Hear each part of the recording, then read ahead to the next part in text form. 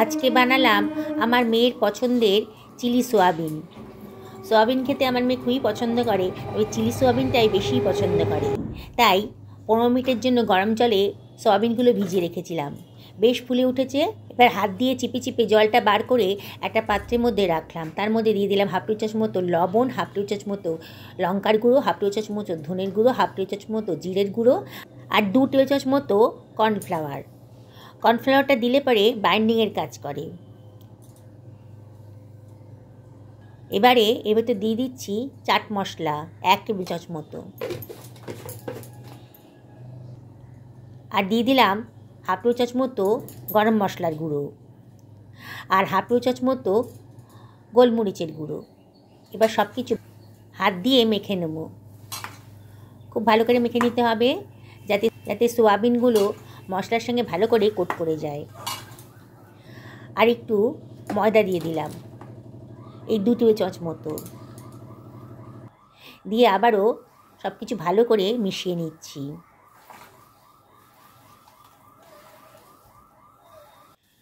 খুব ভালো করে মাখানো হয়ে গেছে। এবার আমি এটাকে সরিয়ে রাখবো। কড়াই তেল গরম করতে দিয়ে দিয়েছি। আমি সাদা তেলেই রান্না করব। এখানে 3 টেবিল চামচ মতো সাদা তেল দিয়ে দিয়েছি। এবার ম্যারিনেট করা সোয়াবিনগুলো একটু ফ্রাই করে নেব।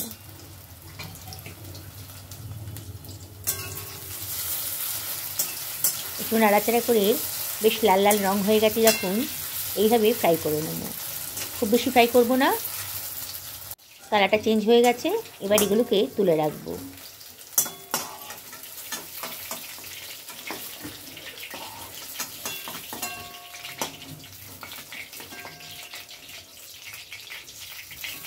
বাকি সোয়াবিনগুলো এইভাবেই ফ্রাই করে নেব। এই বড় বড় সাইজ করে পেঁয়াজ কেটে রেখেছিলাম। এবার পেঁয়াজটাকে তেলের মধ্যে দিয়ে দিয়েছি। খুব হালকা যখন কালারটা চেঞ্জ হয়ে গেছে, এবারে দিয়ে দিলাম একটু বড় সাইজ করে কেটে রাখা ক্যাপসিকাম। পেঁয়াজ আর ক্যাপসিকামটাকে একটু ফ্রাই করে নেব। কালারটা যখন চেঞ্জ হয়ে গেছে তখন তুলে রাখবো। এবার ওই তেলেই দিয়ে দিলাম 1 টেবিল চামচ মতো রসুন কুচি। রসুনটাকে একটু ফ্রাই করে নেব। এবার এর ভেতর দিয়ে দিচ্ছি একটা পেঁয়াজ গ্রেট করে রেখেছিলাম, দিয়ে দিলাম। দিয়ে পেঁয়াজ আর রসুনটাকে একটু ফ্রাই করে নিচ্ছি। গ্যাসের ফ্লেমটা হাইতেই রেখেছি। পেঁয়াজের কালারটা যখন চেঞ্জ হয়ে গেছে তখন আমি এর ভেতরে দিয়ে দেব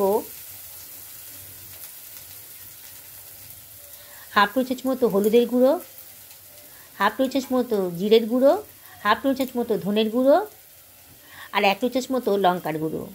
লঙ্কার পরিমাণটা একটু বেশি দিলাম। চিলি সোয়াবিন বানাচ্ছি, একটু ঝালঝাল তো হবে। কালারের জন্য দিয়ে দিলাম হাফ টি চামচ মতো কাশ্মীরি লঙ্কার গুঁড়ো আর দিয়ে দিলাম 1 টি চামচ মতো লবণ। সামান্য একটু জল দিয়ে মশলাটা কষিয়ে নেব।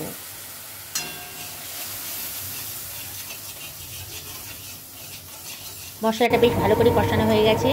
মশলার গা থেকে তেলও বেরিয়ে এসেছে। এবার এর ভেতর দিয়ে দিচ্ছি 1 টি চামচ মতো ভিনিগার আর দিয়ে দিচ্ছি 2 টেবিল চামচ মতো সোয়া সস।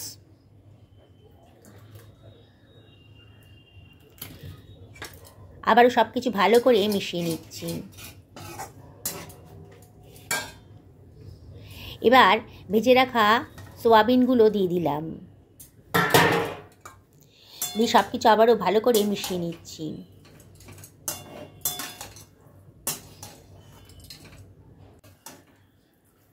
খুব ভালো করে মিশিয়ে নিতে হবে। এবারে এর ভেতর দিয়ে দিচ্ছি 1 বাটি পরিমাণ জল। ছোটো বাটির 1 বাটি পরিমাণ জল এর ভেতর দিয়ে দিলাম। দিয়ে আবারও সব কিছু ভালো করে মিশিয়ে নিচ্ছি।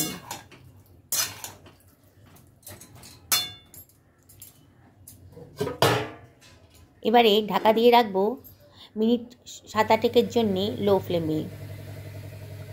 1 মিনিট বাদে ঢাকাটা তুলে দিয়েছি। একটু নাড়াচাড়া করে নিচ্ছি।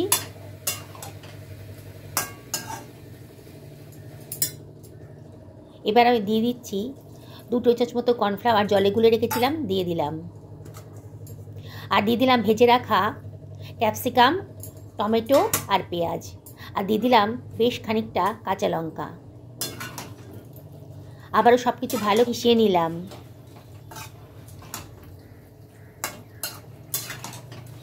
খুব ভালো করে মিশিয়ে নিতে হবে। রান্নাটা খুবই সোজা কিন্তু খুবই টেস্টি। আমাদের পরিবারে সবাই এই রেসিপিটাকে দিয়ে খুব ভালোবাসে। আমি প্রায় ডিনারে রুটির সাথে এটা তৈরি করে থাকি। হাফ টেবিল চামচ মতো চিনি দিয়ে দিলাম। চিনিটা অপশনাল, তবে দিলে পরে কিন্তু খুব সুন্দর একটা টেস্ট আসে। 1 টেবিল চামচ মতো গোলমরিচের গুঁড়ো দিয়ে দিলাম, বেশ ঝাল ঝাল হবে। আর দিয়ে দিলাম হাফ টেবিল চামচ মতো বিট লবণ, দারুণ টেস্ট আসে। দিয়ে দেখো, খুব ভালো লাগবে খেতে। খানিকটা ধনেপাতা কুচি দিয়ে দিলাম। এবারে হাতে ডলে একটু কসুরি মেথিও দিয়ে দিলাম। সব কিছু ভালো করে মিশিয়ে নিচ্ছি।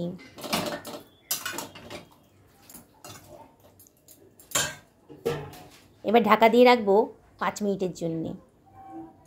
5 মিনিট পরে একেবারে রান্নাটা রেডি হয়ে গেছে। দারুণ টেস্টি। গরম গরম রুটি হোক বা পরোটা, খেতে কিন্তু অসাধারণ লাগে। ডিনারে এটা বানালে পরে আর কিছুই চাই না। আমাদের বাড়িতে এটার খুবই ডিম্যান্ড। ওপর থেকে ধনেপাতা কুচি একটু ছড়িয়ে দিলাম। যেমন দেখতে সুন্দর, খেতেও কিন্তু সেই পরিমাণ সুন্দর। আজ এই পর্যন্ত থাক। এবার আমাকে রুটি বানাতে হবে।